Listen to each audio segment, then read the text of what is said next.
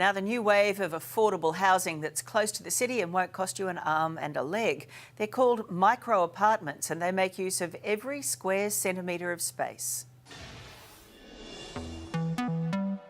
Oh, this is a huge help. People are liking the lifestyle of that. This apartment is 12 square metres, 16 if you include the bathroom. Could this be the tiny solution to one very big problem? There's more demand for homes than there is supply. That's what's driving the price up. With really clever design and a little bit of thought, architects definitely can deliver small apartments which are fabulous to live in. The name says it all, micro apartments.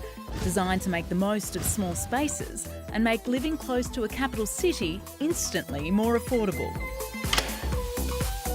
Welcome to my apartment. It's lovely. It's small, but it's lovely.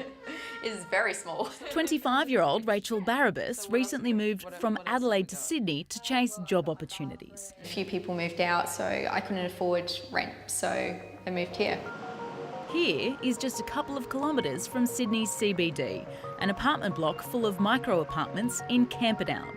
Very small units for discounted rental rates for low-income earners. An affordable housing initiative run by Evolve Housing. You've got your study nook, good bookcase, and Where's the bed? here we go.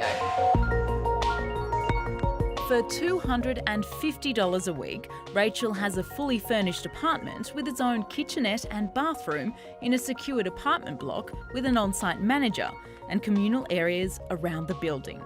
And her bills are included. It's very convenient. It's got everything you need within arm's reach, though. So Literally. yeah, literally. Like it is quite comfortable. So I'm quite happy staying here. We target them to low to moderate income households. So, for example, if you're a single person, you have to earn less than $48,500 a year. And if you were a two-person household, so a couple, you have to earn $67,000 or less. Storage space, so Leonie King is the Chief Strategy Officer at Evolve Housing, who manage more than 600 affordable apartments in New South Wales. There are communal kitchens on every floor. We pay all the utilities. We provide a fridge, we provide a bed and a mattress. And we provide some kitchen appliances such as a toaster, a microwave and a kettle. Apartments like these are close to the CBD and are popular for single workers having to be located close to their job, and also the elderly who need to be close to health support services. Perfectly functional, everything you need. There are common areas as well if you have guests over and want more space. And I don't have to do a lot of cleaning. Even better.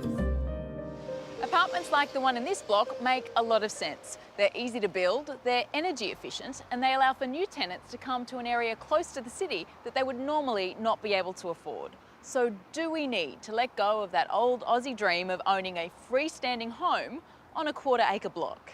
Well, to put it in perspective, in Melbourne, a detached home in anywhere near a train station close to the city is an average price of $2 million. This apartment is $390,000. Director of Plus Architecture, Craig Yelland, snapped up this 42 square metre space in Elstonwick, 9 kilometres southeast of Melbourne's central business district. He says the best way to make the most of a limited space is with smart design. So that's things like having wide living rooms, capturing the view to the city, getting light into the bedrooms, and actually having a lot of clever storage, like pull-out pantries, secret cupboards, well-used medicine cabinets, even down to storage under the bed. It's definitely attracting young people, Generation Y, moving into the city, but it's also attracting the downsizing baby boomers that are moving from that big home in the suburbs, downsizing, and micro living, apartment living, is working for them. The rise in the cost. Social researcher Mark McCrindle says with a rapidly growing population and the housing demand far outweighing supply, we need to follow in the footsteps of the world's global cities and embrace a more compact style of living. The future suburbs will be the vertical communities, not the horizontal ones that we used to know. Sydney's just hit the 5 million mark and it's going to add 2 million people in the next 20 years. Melbourne's going to do the same. Each of these cities will add a Perth to their population by 2037. Could you find anything this close to the city for that amount of money, aside from this apartment block?